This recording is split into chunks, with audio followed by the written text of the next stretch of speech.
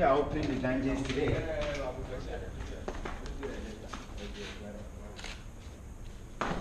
Yeah. Good morning. Hello. My name is Percy.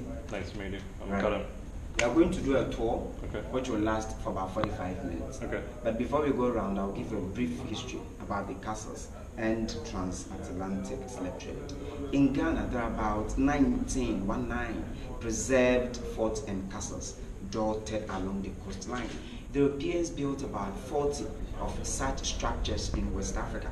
Out of that 40, over 30 were built in Ghana alone, all because of our gold.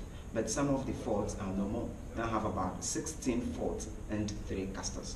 The first castle built in Ghana is the one in Elmina, St. George's Castle, built by the Portuguese around 1482. Being the oldest, the largest, the biggest castle in the country, oldest European structure in West Africa, 534 years old. Second castle is Accra, Christiansborg Castle in Osu, by the Danes, Denmark, 1662. And this is the third and the last castle, Cape Coast Castle, built by the British, 1665, 351 years old. Very old, but the structure is still strong. Surprisingly, the initial castle, like inside here, has no cement, no annual rods. Any cement mortar you see here is for recent restoration works. They used building materials like burnt bricks imported, lime powder from oyster shells with oil and sand as binder, stones, pitch pine timber, cheap African labor. They built the castle.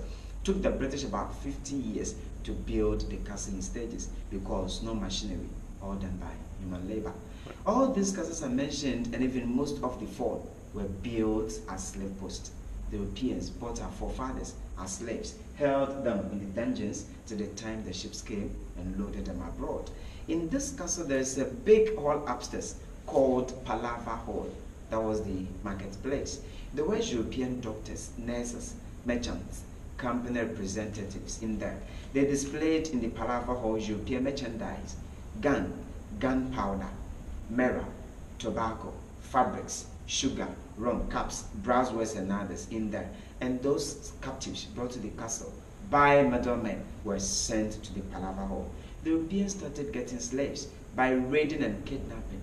But later, some of our own people, especially chiefs, traditional rulers, prominent personalities, became suppliers of slaves. Due to that, we Africans cannot deny the fact that we participated in the business. But the middlemen were not bringing everybody. They rather brought prisoners of war. People were captured through tribal ethnic conflict and wars. Heavy debtors, criminals, orphans, people paid to kingdoms as annual or yearly tributes. Wherever they got them money from West Africa, they marched them on footpath. They walked in chains and shackles. Some of them died on the way, and those survived were brought down here. So in this castle, they took them to the Palaver first for doctors, nurses to examine them to determine their strength. After human beings were exchanged for gunpowder, tobacco, and others, according to their strength. The men were brought higher than the women. After they were brought upstairs, they were brought down to the courtyard, burnt marks on them. They were branded for easy identification before they were marched to the dungeons. They stayed in the dungeons for about a day to about 3 months, depending on the time a slave arrived here and the time a ship will come. During the peak season, a ship came every 2 weeks.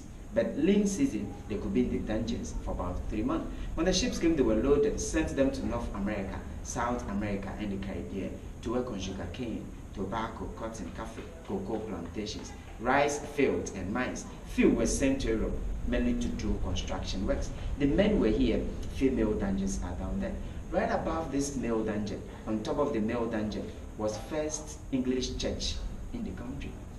The name of the church was Society for the Propagation of the Gospel, SPG Church, used as a classroom, one of the first schools in the country, because formal education started from the castles, Cape Coast Castle, Elmina Castle, missionary schools. Any question before we start working? Wow.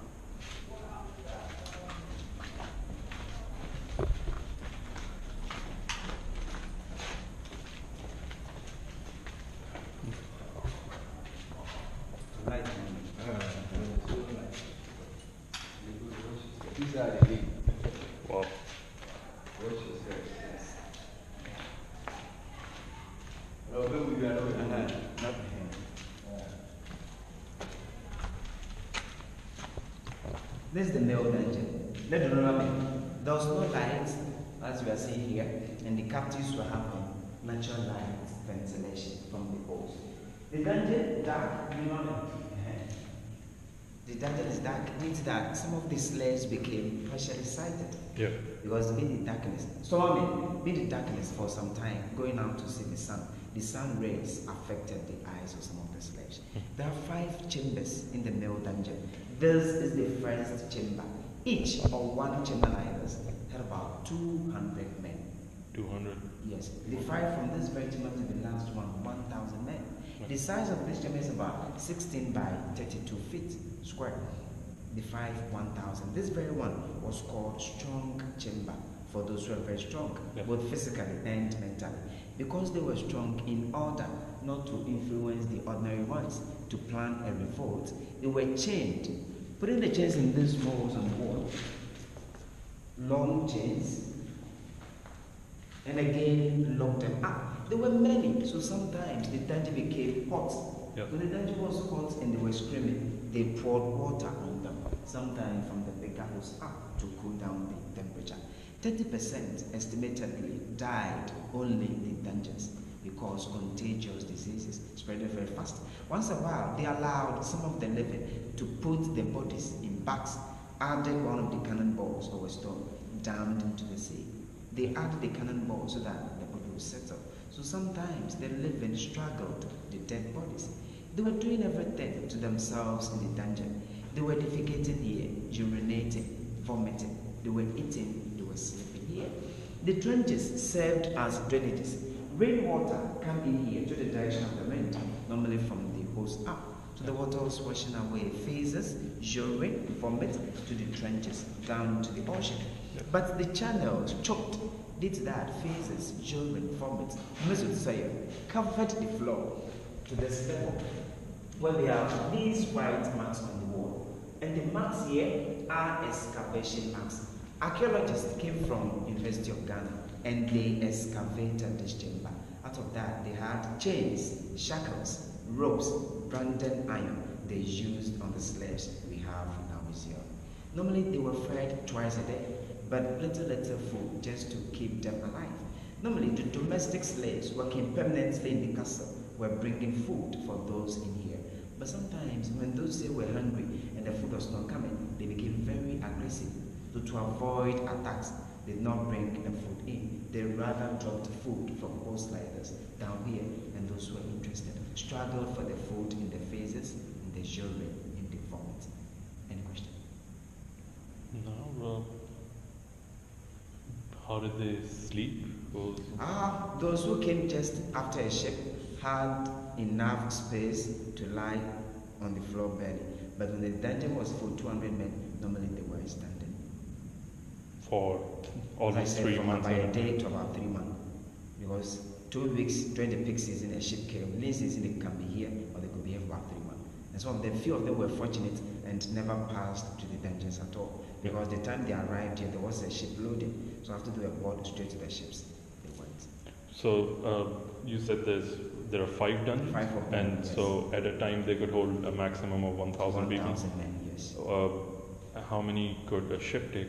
It depended on the size of the ship. Some of them were able to carry more than 1,000, 1,500 because they were packed. Yes. And they loaded the slave alongside, they took slaves alongside gold, ivory, spices, and other minerals from Africa. Let's move to the third chamber.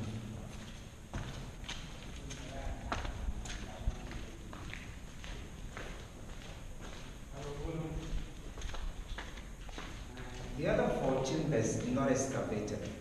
Sorry? The other 4 chambers not excavated. Okay. Yes, but see where I'm standing. It's heaped. Yes. I mean, I'm standing on this heaped soil supposed to mix with blood, vomit, feces, food particles, and many others. And in my own opinion, this very portion is heaped because of this very topic.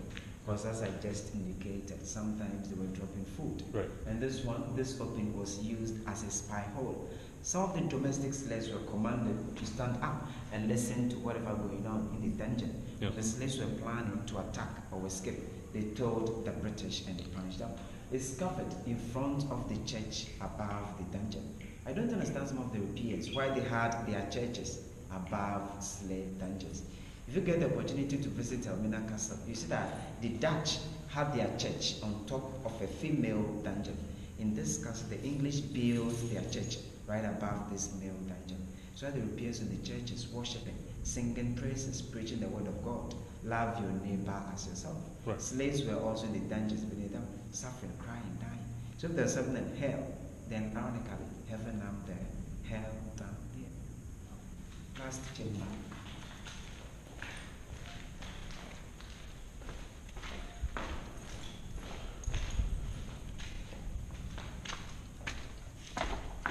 Still walking on phases, urine, vomit, the bigger trench from the first chamber passes to the middle of the others, down into the ocean. The other small trenches joining the main one.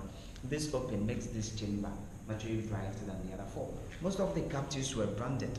Branded iron, the name, initials of the company will be embossed on the iron, heated to red hot. Palm oil will be rubbed here, chest, back, sometimes the forehead, then the hot iron. When the ships came and the slaves were about to be transported, they were selected and counted according to the marks. That is why they created this open for more light to see the marks. Yes. After that, those who were strong enough to go to the Americas to work walked in a tunnel from here to the door of no return. The entrance to the tunnel is blocked off with the wall here.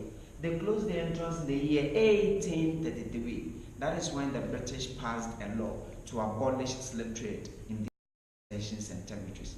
1833, they closed the entrance to signify that slave trade is officially over by the British. When we go out, we shall see open parts of the tunnel. This is a shrine. Africans were religious, worshipping the supreme being through deities before introduction of Islam, Christianity, and other religions. This castle is built on a big rock. Cape Coasters were worshipping the Almighty to the rock, but when the British came and built the castle, they were not allowing them to come near to worship. So they came for these two stones as part of the big rock to the town. They worshipped the shrine in town. After the British, they performed rituals, brought back the shrine or the stones. They worshipped the shrine here again. 77 shrines in Cape Coast, one of them here. Normally, you want to meet the one in Church, but it's not here yet. That is why there are stools and chairs for those who come here to worship and consult. There are two festivals in Ghana we do celebrate in remembrance of our forefathers: Pan-African Historical Theatre Festival, Panafest, and Emancipation Day. During the festivals, they lay wreaths and flowers in the dungeon in the memory of those who died and those who passed up to the dungeons. Some visitors also visit and do the same.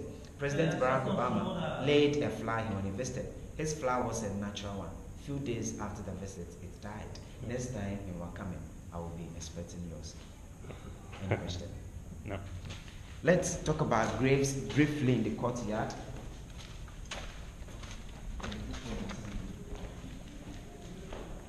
What's your steps? Yep. Right or left to avoid the change?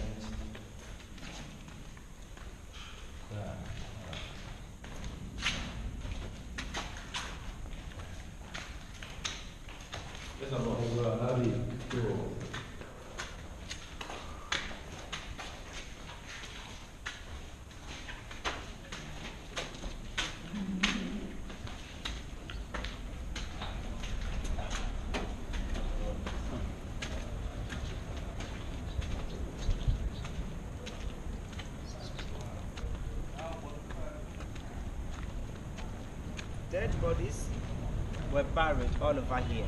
Yes. The courtyard was used as a graveyard. It was excavated, and only 4 graves were with marks. 1 black grave, 3 European graves. The black man was Philip Kweku from Cape Coast, born to a father who was a middleman. Due to that, he was given scholarship by the church to study in Britain, attended Oxford University, ordained, became first black man who was ordained Anglican priest. He came back and worked with them for about 50 years as clergyman, missionary, and a schoolmaster in the church and the school. Died 17th October 1816. He was 75 years old. Reverend Philip Kweku. 3 European graves. First one here is for a soldier, one of the British Army officers. The name was C.B. Whitehead. Died in the castle, July 1812. He was 38. Letitia Elizabeth London, last one George Mclean. She was the wife of Captain George Mclean.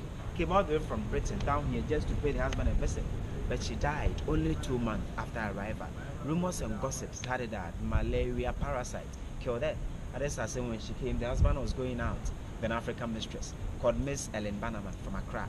When Letitia heard that, she poisoned herself or committed suicide. Others are saying the African mistress poisoned Letitia. So as at now, we don't know what truly killed her. She died 1838. She was 36. The husband came here as administrator around 1830. Confirmed malaria parasite killed him. 1847, he was 46. See, the black man was 75 years old. For the Europeans, 38, 36, 46, malaria. Yeah. Water reserve.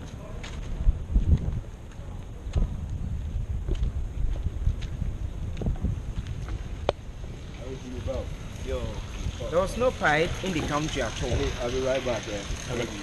They were harvesting rainwater from the roofs of the castle, reserved the rainwater here. The slaves were dependent on the rainwater. The British dug wells like boreholes. They were dependent on those wells, rainwater here for the slaves. Fiber water now, we still fetch water here, but our taps are not flowing for our washrooms, for painting and doing other things of the sort. Let's see if there are some enemies coming. We will fire them. Another one here.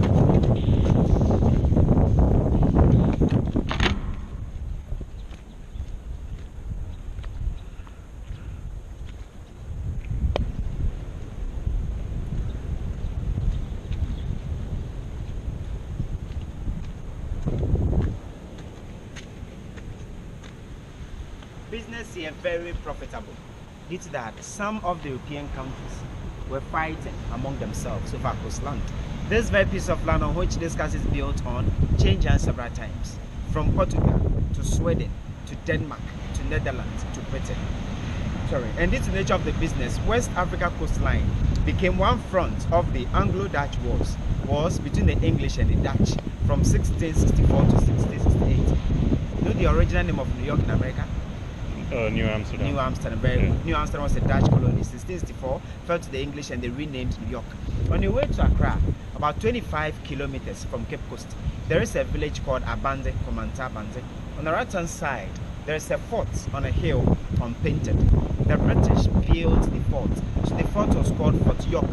In the year 1665, a year after, the Dutch also did well, captured the fort from the English, and also renamed Fort York Fort Amsterdam to retaliate what they lost in America. So New Amsterdam became New York, Fort York became Fort Amsterdam. The British were those who were using these cannonballs to fight against their enemies. They filled the cannon with gunpowder. One of the balls fixed there, they lit up, boom. Some of the balls are with holes. Those with holes were filled with gunpowder, went to the wooden ships, and because of the gunpowder, exploded. Those without holes reaching the targeted ships created holes in the ships. Water came in, the ships gradually sank. If you want to take some shot, you can do so.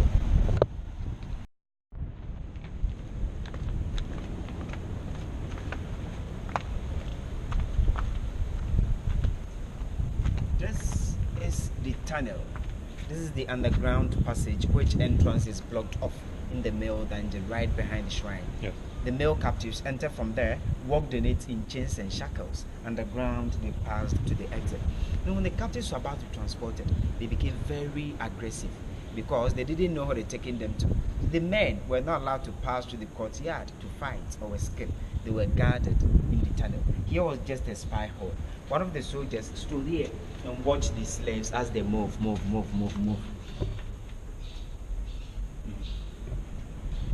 Another spy hole in the tunnel.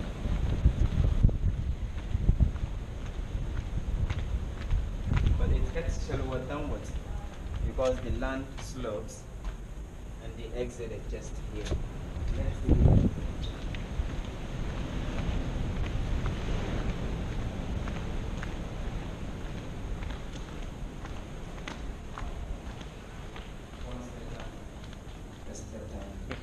Here ended the tunnel, also blocked off. After the slave trade, the British built walls in the tunnel, used part of the tunnel as storerooms and water systems, like this very place as a storeroom. Some years back, we wanted to remove all these walls in the tunnel so that visitors like you can walk through. But experts said the structure is old, no annual roots. When the walls are removed, the tunnel may collapse. So the men walked in it from the mill that is down here. They were initially going out to this one closed. Outside at the shores, they were taking small boats to the bigger ships. The bigger ships couldn't come closer because beach is rocky, water is shallow. And even water was coming in during her tide. That is why they closed it. So after they closed this side, the men were now going this way. They joined the women. To the door of no return, they took small boats to the bigger ships.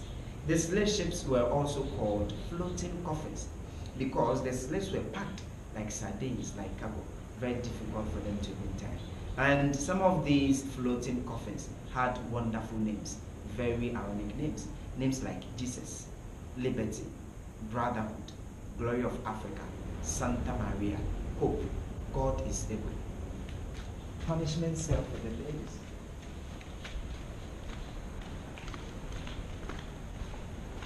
Female punishment cell. The Europeans, not only the British in the castles, developed the habits of raping some of the female captives. And in this castle, those who denied them sexual advances, a couple of them, about 8 of them, were pushed into the small beer, locked them up with a heavy metal door, gave them food, water once a day through this very open. Phases, urine, vomit, menstruation into this one. 7 to 10 days, they were allowed to go back into the dungeons just to punish them here. So next time, they will allow themselves to be raped, also to serve as an example to the other women. Female dungeons.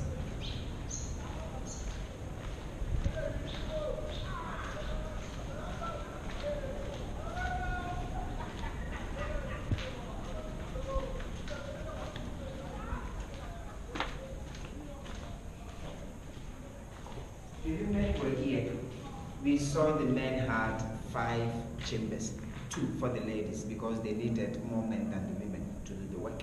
They had this chamber and the opposite one. And the 2 had about 300 female slaves and children a little above 13 years. Each chamber like this, 150. They also defecated the air, urinated, vomited, menstruated. And one sad thing was when they had their menses, everything would be on them until it would dry up, because there was nothing like sanitary pad for them. They ate, they slept here. The floor not excavated, so you can imagine what we are standing on. Light vent from the holes. The British sometimes came in to select some of the women and they raped them. Those selected, they allowed them to take their bath, gave them food, dressed up after to their bedrooms. Out of that, some of them became pregnant. They built stone houses in town with nurses and midwives. Those who were seen pregnant were sent there. Nurses, midwife took care of them. Few weeks after delivery, the mothers who were weak were freed. Those who were strong enough were brought back into the dungeons. Later, they were shipped off. As for the babies, majority of them died, and the few that survived, they started the school with them. Some of them grew up, became workers here. They sent some abroad, and some of them became supervisors, supervising the slaves working on plantations and mines because they were having lighter skin. And some of the Europeans named their children. Some locals also named their children after some of these Europeans. These are some of the reasons why we have many European names along the coastline of West Africa. And Ghana is not an exception, especially in Cape Coast. There are names like Smith, Grant, Wood, York, Johnson, Jackson, Jefferson, Wilson, Ferguson. All the sons come from around. But if you go inland, a place like Ashanti region, Kumasi and its surroundings, a typical Ashanti will hardly bear a name like Johnson. Names like Chamantin, Edusipoko, Dubois, and others being typical Ghanaian names. Any question? So 150 in each. Women and children. Children a little about 13 years. Door of no return.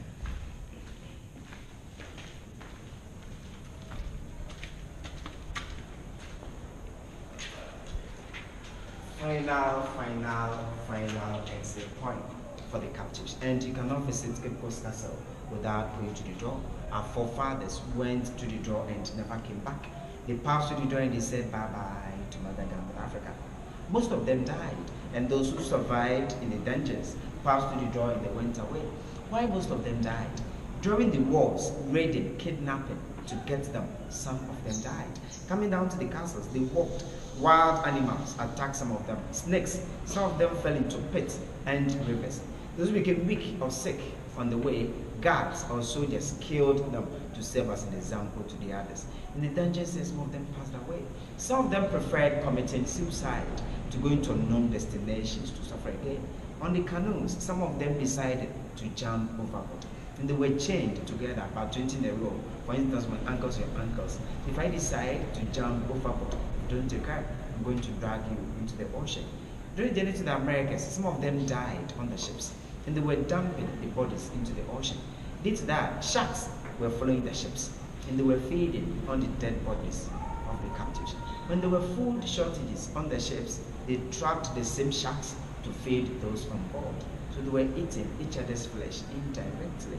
They were raping the beautiful ones in the castles, and those who were seen pregnant on the ships were also dumped into the ocean alive. Yeah. Sometimes they saw that the ships were overloaded. They just offloaded some of the slaves into the ocean to prevent sinking with everything.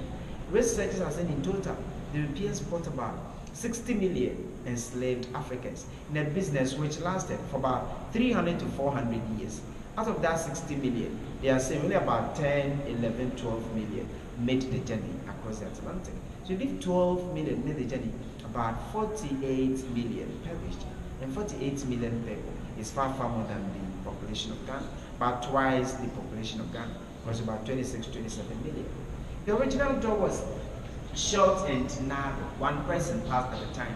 But Cape Coast happened to be the capital city. 1877, they transferred the capital from here to Christiansburg, Castle Accra, due to political agitations by people of Cape Coast. So the British were here, even after the slave trade, exporting our gold, ivory, spices to the same door. That is why it was widened. Short, narrow, chained slaves bowed down, squeezed themselves one after the other. They passed to the door and never came back. So we are also going to pass to the door of no return, but I promise you, we are going to return. Any question? I'm going to take some pictures for them.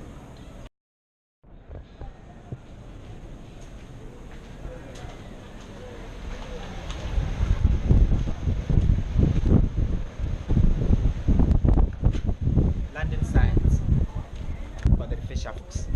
But this beach was, and they still call it White Man's Beach. This beach was exclusively for the Europeans. So they built a wall past joining the spot to prevent the locals from coming to this area because the beach was for them. They were not using the door of no return, the Europeans, because it was short and narrow. They were using the staircase to the castle, from the castle to the beach.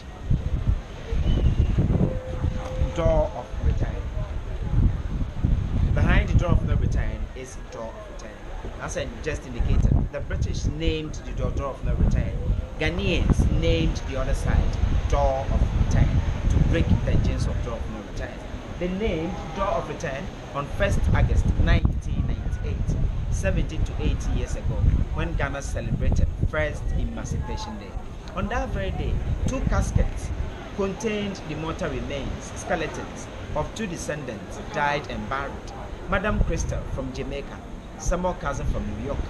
They exhumed their remains, brought them to Accra, boarded a car to Fort Amsterdam. 2 canoes like this, put the casket on the sea from Fort Amsterdam to this place. Casket to the remains, passed through the door to the courtyard. Short ceremony called Great Homecoming held in the castle. They sent the remains to Asen Manso for reburial. Asen Manso is a village on the way to Kumasi. There is this river there called Slave River. When the captives were coming, when they got to Asen Manso, they stopped, shaved their hair, armpits, gave them bath, polished them with shabata or palm oil. For those who were old, weak, with some grey hairs, who looked younger and attractive for high prices in the castles. So they spent a couple of weeks in here, never back. Took their last African bath at Asen Manso. That is why they sent the 2 remains there for reburial. And on that day, August 1, 1998, they named the other side of Door of No Return, Door of Return, inviting our brothers and sisters in the diaspora, African Americans, African Europeans, to come back to Africa to learn the history. Ghana is said to be the gateway to West Africa. That is why behind the Door of No Return is the Door of Return. And the moment you return to the door, you see on the wall listed Akpaba. Akpaba means walk. So you are walking. I want to take some pictures of the beach. Do people still come do they still send their parents, grandparents back this way? Or Some not? of them are trying to trace their roots, but they find it very difficult. Yes. Because they, as I said, the moment they were captured, they lost everything. Right. Their names, their identity, everything lost. Some of them are trying by doing DNA test. And even that one can tell you the country and maybe the region you are from, but not your specific village, Right. your specific family.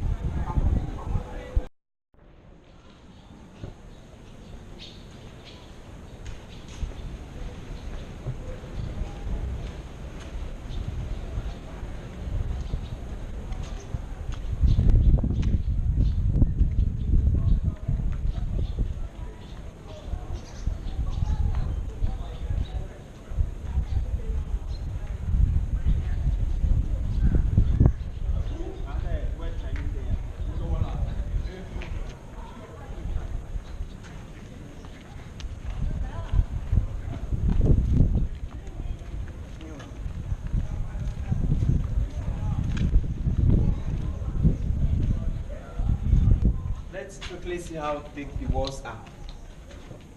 All those down here, the ground floor, Yes. storerooms or warehouses, mirror, tobacco, you can merchandise, stored here. No windows, holes like this created for ventilation. And see how thick the walls are. Very thick, no cement, no iron rods. Cheap African labor, they built these walls. So no wonder it took them about 50 years to build the castle.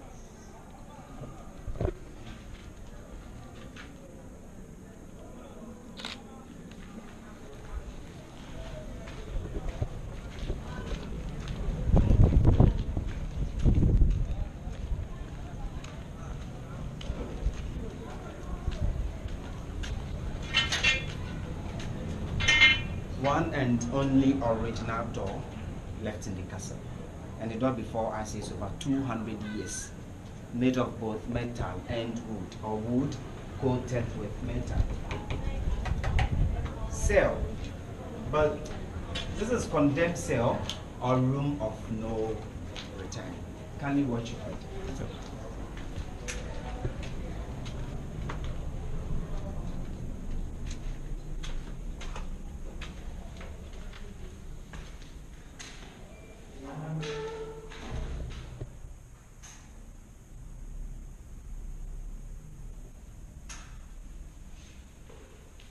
Condemned cell, room of no return.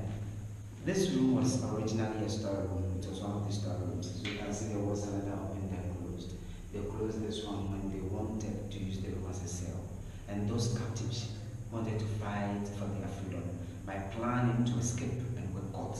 And those who fought the Europeans, a couple of them, about 10 of them, were chained together, pushed into this room, locked up with first door, second door, third door, 3 doors. No light, no ventilation. They were not given food, no water. 2-3 days they struggled, suffocated, and died. When they locked up the doors, they made sure all of them died before the doors were opened. For instance, if I'm here with you and if you die before me, the only thing I can do is to sit or lie by the bodies with the chain on the ankles of my ankles until I also die. After some of the male slaves were brought in for the bodies, dumped into the ocean. So those who came for the bodies went back into the dungeons, supposedly told their colleagues what they did to those they brought here. So they were killed here just to serve as an example to the other slaves. So next time they will not think of escaping or rather fighting or rebelling. That is why the room is called condemned cell or room of no return. Any question? What you heard?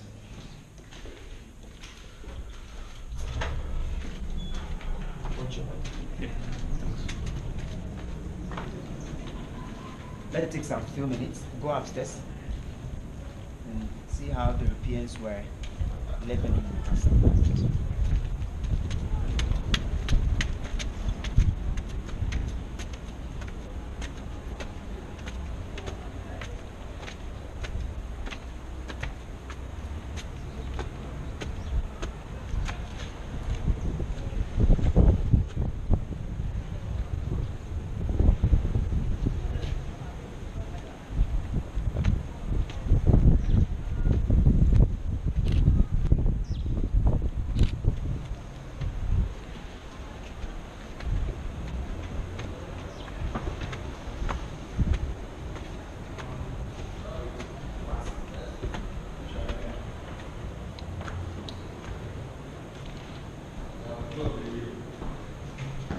This is Mclean's hall.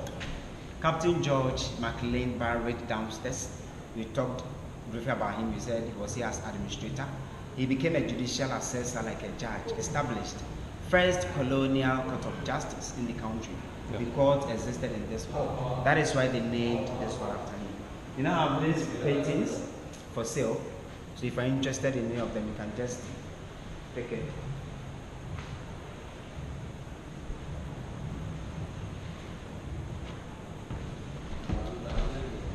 Tiles here original, around 300 years, but still beautiful. You see, here was the barracks. Soldiers were here, now souvenir shops. The structure on the hill, painted white, can you see that? With the red top, something around on top of it. It's called Fort Williams. Fort Williams. There's another fort this side. Because of the structures, you cannot see it down from here. When you go up to the governor's residence, we shall see Fort Victoria. Williams Victoria were built to serve as outlooks to guard this castle. Both are built on hills. Soldiers have their soft mafar. They saw enemies, pirates coming first before soldiers in the castle. When they saw enemies or any other information, they used lights in the evening, flags in the daytime to send the information around here onto this place. So the color of the light or the flag determined the kind of information. Let's quickly see the communication.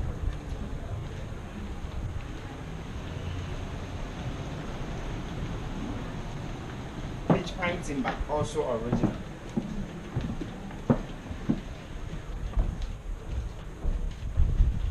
They make sure there is a soldier standing here to receive signals from the fort. Very strategic. Right. Communication.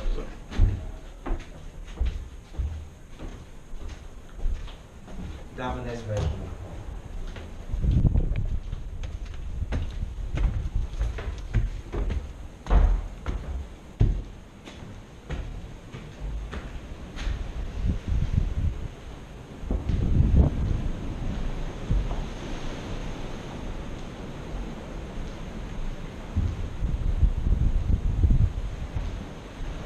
Governor's residence. But before that, on the hill sits Fort Victoria. Yes. The structure on the hill is Fort Victoria. Governor's residence, we are in the living room. This is just the hall. One governor at a time. Normally the Europeans will not come in with their families, nor with their wives, nor children, because of malaria, yellow fever killing them. It's that they named West Coast of Africa White Man's Grave. So one person occupied this big hall, bigger than the chamber in the dungeons, with 9 big windows. Compared to the dungeons, 200 and over captives, 3 halls. The bedroom is just here, 5 windows. So 5 plus 9, 14 windows for one person. Yeah. The British stayed upstairs comfortably, enjoyed the breeze. Africans, landlords, kept in dungeons, poor ventilation. Any question? It's beautiful to take a picture through this window. Yes. One. Bedroom. Go to the British. Bedroom, just after the bedroom is the wardrobe. The British should say wardrobe, the American will say closet. Yes.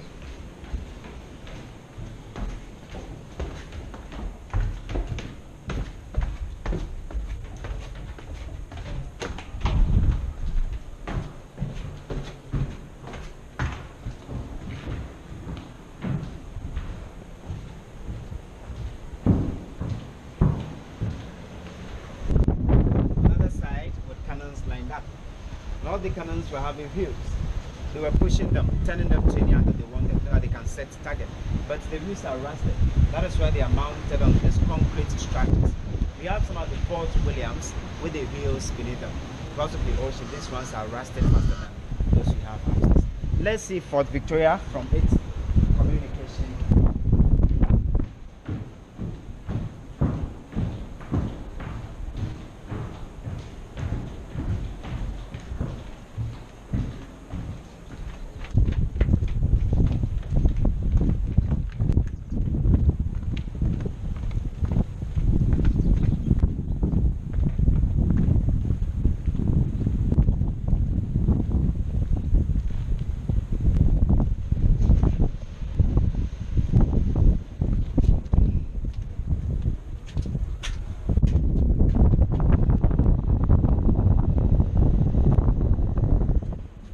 one soldier standing here also received signals Yes. from Fort Victoria. Let's see the church.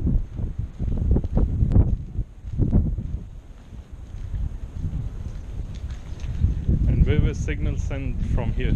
From there, received here. No, from this location. Where was it sent from? From the roof or? From this one, the signals were from the fort. Okay. And But- the soldier standing here received the signals from there.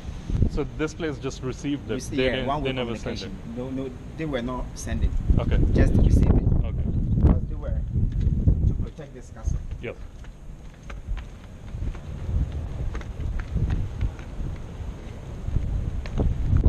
Society for the propagation of the gospel. Society for the propagation of the gospel.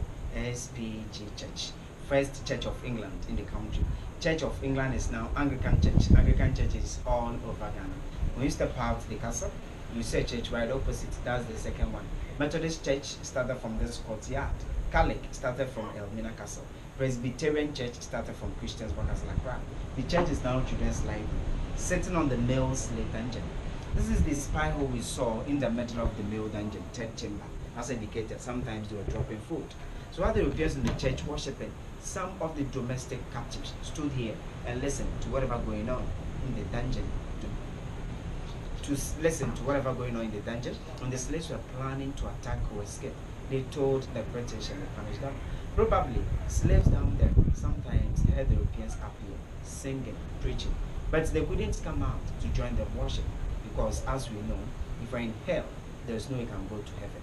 I said earlier, ironically, heaven up here, hell down there. Any question? Let's see two plaques, one by President Obama, one by Ghanaian chiefs, and bring the tour to an end.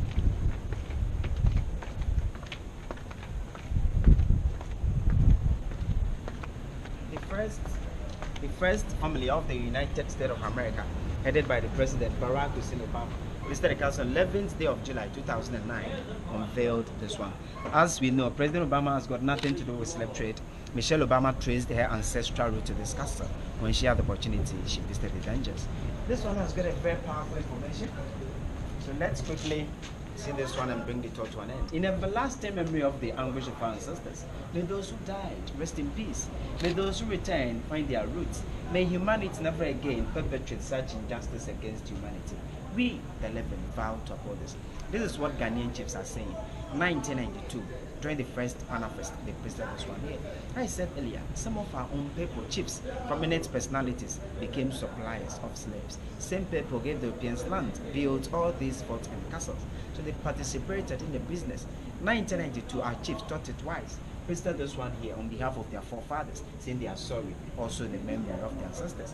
They also telling we, the living, that we shouldn't allow such injustice to occur again because many people died in this business. So we should go out, spread the information that slavery and slave trade never and ever occur again. But the big question is it over? In Ghana, Africa, and other part of the world, we will still see forms of slavery in our homes, in our villages, in our cities, in our countries. Talk of child labor, child trafficking, child prostitution, racism. With multitude of house helps, workers, wives, children, they call it modern day slavery. So all those inhumane treatments that went on the castle and the fort are still living with us. So we should go out, do our best, and ensure that slavery and slave trade never and ever occur again, in any way, in any form, against any of the races, because we may not know the next perpetrator and the next victim. Any question? As saying goes, anything that has a beginning has an end. So the guided tour ends here. Once again, the name has been Power Kwesi or being your guide for the tour. Have a nice day, safe journey to your destination.